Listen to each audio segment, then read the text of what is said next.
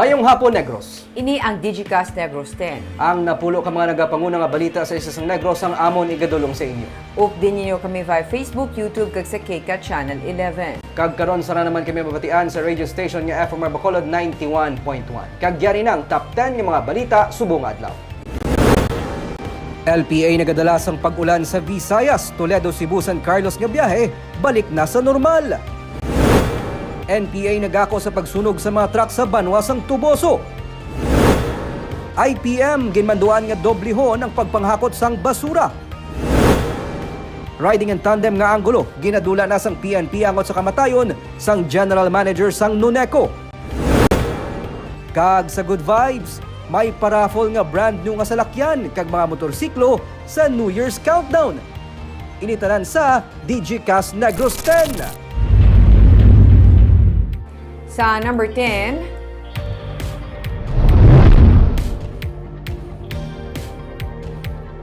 pamuno sa Bacolod Traffic Authority Office ang nagaandam sa mga traffic enforcer nga hindi pagbayaan ng ilang mga pwesto karon nga nagagutok ang dalagan sang trapiko sa mga dalanon sa syudad sang Bacolod. Bisan may regulated truck ban, makitaan sa gihapon ang pagtirin-tirin sa mga truck sa dalan circumferential. Kabahin ini sa mga problema sa pagpatuman sang pagsulundan nga luyag ni Police Major Junji Liba nga tagaan atensyon sa mga traffic enforcer sa dalan.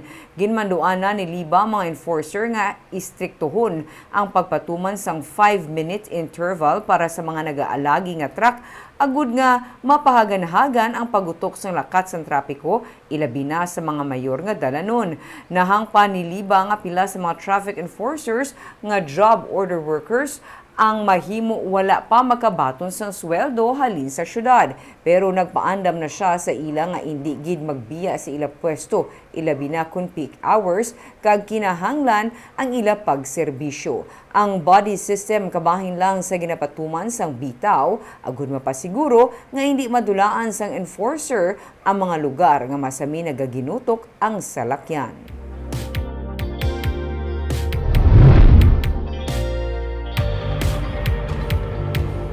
Sa number 9, 15 million pesos nga pondo para sa gratuity pay sa mga job order kag contract service workers ang ginaprubahan kahapon sang sangguniang panlalawigan.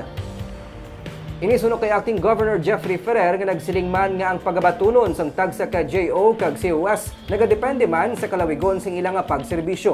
Ihimplo kunyara siya sa serbisyo sunod sang 3 ka bulan pero wala nagsobra sa 4 ka bulan. Sarang ini makabaton sang 4,000 pesos nga gratuity pay. 5,000 pesos naman ang maximum nga mabaton sang isa ka JO o COS sa datos sang sangguniang panlalawigan. May 1,735 ang kabilugan nga JO kag COS sa probinsya.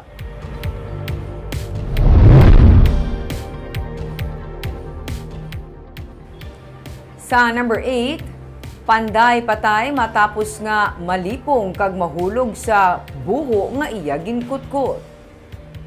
Patay 50 anyos nga panday nga si Edgar Sanchez matapos ini mahulog sa iya ginakutkot nga buho sang Lunes sa barangay Biniquil sa Cabancalan City. Suno sa PNP, nagakutkot sang buho ang biktima sa ginaobra sa simbahan sa hinali ini malipong.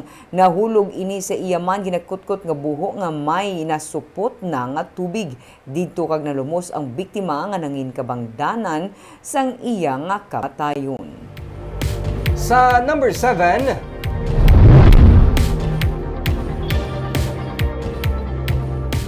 sa Banwa sang Isabela, isa ka barangay tanod ang patay sang ginlabo-labo. Patay ang 58 anyos nga si Ruben Teves, isa ka barangay tanod matapos ini ginlabo-labo kagabi sa barangay Mansablay sa Isabela. Papauli na kuntani kagabi ang biktima nga gikan sa birthday party sang iniginbantayan sang suspect nga si Jason Piojo nga nagapanago sa katubuhan. Sang maglabay si Teves, dito na siya ginlabo-labo ni Piojo nga nagresulta sa iya kamatayon. Sunod kay Major Joseph Partidas, hepe sang Isabela PNP, pagtimalo sa mong ila karon ginatanaw nga motibo sa pagpatay kay Teves.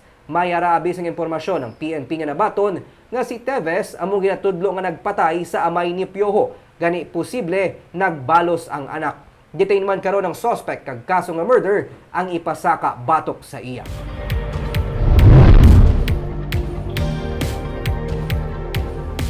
Sa number 6, NPA ginako ang pagsunog ng 3 ka truck sa Tuboso.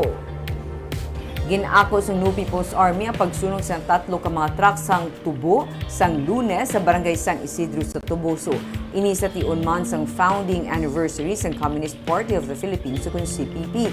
Pahayag sang spokesperson sang Roslyn Jean Pelia Command, Northern Negros Guerrilla Front sang NPA, ila gin-target ang mga truck sang isa ka planter nga ila ginaalegar wala sang respeto sa revolutionary movement kag wala man nagaulikid sa iya nga mga farm workers. Ini ang ikaduha naman nga opensiba sang NPA batok sa planter bangod sa ila man ginsunog sang Disyembre 14 ang iya siniduha ka truck sa amuman nga banwa. Ang PNP ang nagsiling naman nga ila paimbestigaran kung matuod ang gina-claim sang NPA angot sa pagsunog sa mga truck.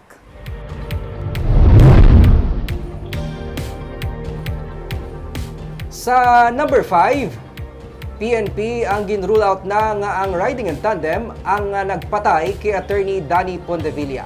PNP nagapati nga posible yaraman mismo sa sulod sang salakyan ang gunman.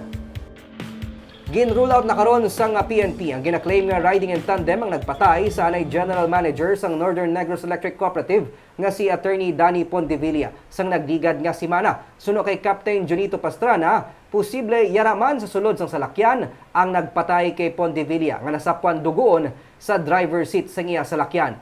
Ang Executive Secretary ni Pontevilla among damlag pa nagsiling nga sakay sa motor ang nagpatay sa abogado. Ginpaidalo man sa paraffin test ng Secretary apang ining nagnegatibo. Nagapabilin siya sa gihapon nga isa sa persons of interest.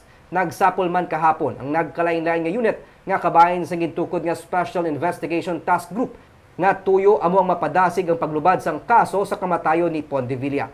Personal kaga work-related among ginasundan karon nga mga anggulo sa pagpatay sa abogado. Ang SITG ang may kopya naman sang CCTV sa area apang ini karon ang ila pag ginausisa.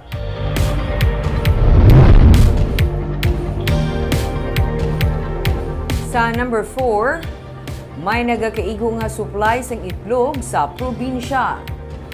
Iyang ginklaro sa Provincial Veterinary Office kasunod man sa na-monitor nga may pila ka mga baligyaan nga wala sang may ginabaligya nga itlog. Sunod kay Dr. Placida Lemana, ang OIC Provincial Veterinarian, sa ilang nga monitoring, ang natungdan nga baligyaan ang nagakuha sang ilang nga supply sang itlog gikan sa area nga nalagip sa banning nga ginapatuman kasunod sa paghugot sang pagbantay sa mga puwerto tugas sang kaso sang bird flu. Kung lokal lamang nga supply ang pagbabasehan, sunod kay Lemana, may nagakaigo nga supply. Nagapagwa ang probinsya sa 2.4 million ka table eggs sa kada bulan. Ginkasugtan nga unahon anay ang lokal nga kinahanglanon antes pa man mag-supply sa iban nga lugar ang probinsya. Gani mapunan sini ang ginasupply man nga itlog sang Iloilo kag Capiz nga nalakip sa ginapatuman nga ban. Sa report na lamana sa gobernador, may minimal nga saka sa presyo sang itlog subong gikan sa 0.04 tubto 0.07 sentimos sa kada bilog.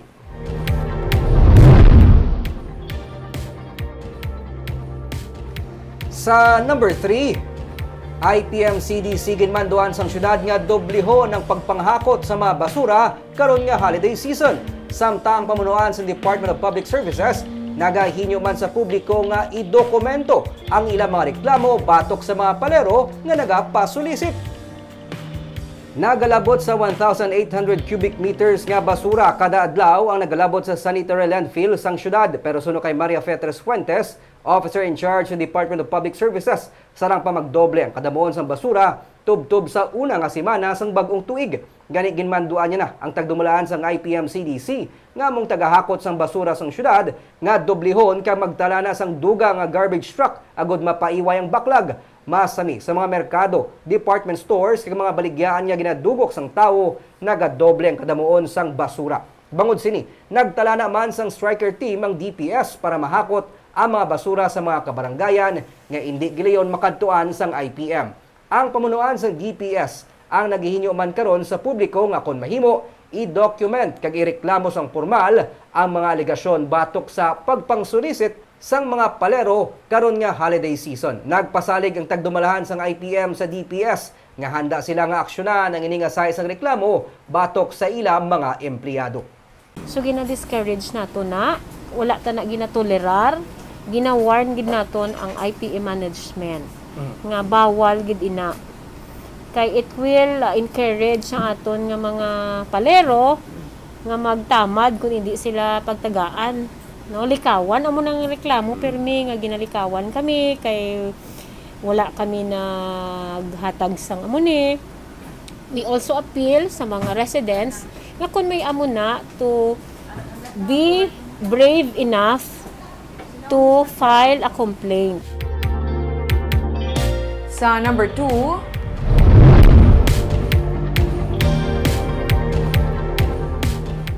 mga disaster team sa probinsya hindi napaidalom sa Blue Alert status sumugod Disyembre 30. Ang mando nga ginlagdaan ni Acting Governor Jeffrey Ferrer ang tubtub sa Enero 2, 2023. Dala sa holiday season, kasubong man ang gina-eksperyensya sa karon nga pag-ulan tugas ang shear line, gina-heighten ang continuous monitoring, kasubong ang pagpanghanda.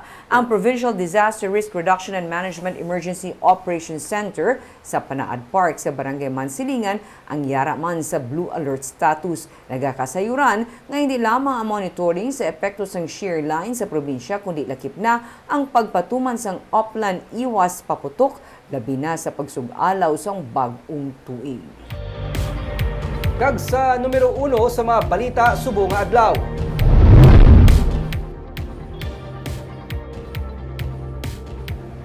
LPA nagadala sang pag-ulan sa Visayas. Biyahe sa mga Ro-Ro vessel halin sa Cebu pa San Carlos City nagbalik na. Balik na sa normal ang biyahe sang Ro-Ro vessel nga nagabiyahe Toledo, Cebu padulong San Carlos City, amo man ang Tabuelan padulong Escalante City kaina sang aga. Suno kay Commander Jansen Binhamin, Operations Head sang Philippine Coast Guard Western Visayas, ang pagkaguba sang rampahan sang barko sa puerto sang Cebu among nangin kabangdanan sa pagkansela sang biyahe sang kahapon. Sa report sang Philippine Coast Guard Region 7, may pila na ka mga pasahero nga stranded sa nagkalain-lain nga mga puerto sa Cebu tugas ang pag-untat sa mga biyahe. Ang biyahe halin Cebu padulong Bohol kag Ormoc ang nag-resume naman. Wala naman ginkansela ang biyahe sang fast craft kag Ro-Ro nga halin Bacolod pa Iloilo kag vice versa. May low pressure area nga gina-monitor sa karon ang Pag-asa 475 kilometers east sang Hinatuan, Surigao del Sur. Yari na ini sa sulod sang Philippine Area of Responsibility kag may magamay nga posibilidad nga mangin isa ka bagyo. Mangin bagyo man o kun hindi magadala ini sang pag-ulan sa Kabisayaan kag sa pila pa ka mga porsyon sang Mindanao, Zamboanga, Northern Mindanao kag Caraga region. Nagagiho pa northwest ang bagyo nga posible mag-aapekto pagid sa Bicol region sa Biyernes. Madako ang tsansa sang pag-ulan sa Visayas dala sang trough. Ginapaandaman ang mga nagapuyo sa mga nadalman nga mga lugar sa posible nga pagbaha kag ang mga yara sa nabukid nga bahin sa posible naman nga pagluntad sang landslide. Nalakip man ang probinsya sa Negros Oriental kag Occidental sa gale warning. Ginadumilian ang pagbiyahe sa mga sakayan nga may kabugaton nga 250 tons panubo. May gale warning sa aton nga area of responsibility. So the policy is that the 250 cross tons vessel or boat or seacraft is not allowed to sail. Okay. But then again, kung nasa special area ka, like sa Iloilo and Guimaras and Boracay to Katiklan, those are special areas. So it really depends on the area commander if makita niya ang dagat na kalmado man because ang biyahe na 10 to 15 minutes lang naman ang makita man sa kabila.